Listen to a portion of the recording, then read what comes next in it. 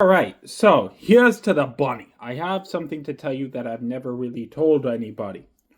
You guys know I'm currently writing a manuscript for the Bunny Man and getting that production off the ground. So, back in the early part of my life when I was doing other things, I wrote another story.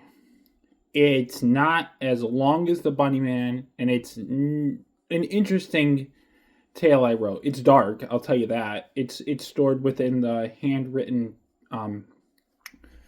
pages of the Bunny Man. It's a dark tale revolving around this political spectrum. I don't know where people stand, so I'm not gonna begin to tell you a lot about the plot of it, but it was a rough draft of something that could be. And it's dark. It's pretty much, I'll give a basic concept of what the story is. All right, so it's about this kid who lives with his mother and father. The parents are on one side of the political spectrum, the son's on the other. The son was very much belittled. He had issues, and the kid had powers like he was able to tear things apart with his mind, and his anger and his rage would cause him to do things to certain things. I'm trying to cover this up so I don't, get too graphic here. But he would do certain things to things, and eventually he would be taken down and killed at the hands of one political group.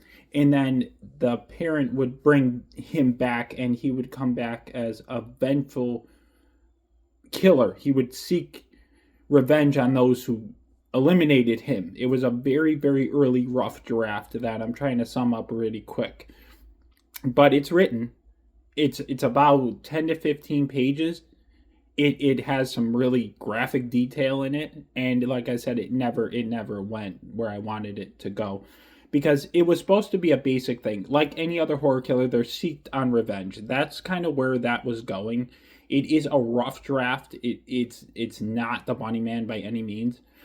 So I've always been into horror and kind of going with the concept that, okay, so like Fred Krueger was hunted down at the hands of the parents of Springwood, and the kids, through rumors or whatever, Freddy had touched them or done things, and then in the end, the parents killed Freddy, burned him, incinerated him. He came back as a nightmarish guy who hunted the kids in their dreams.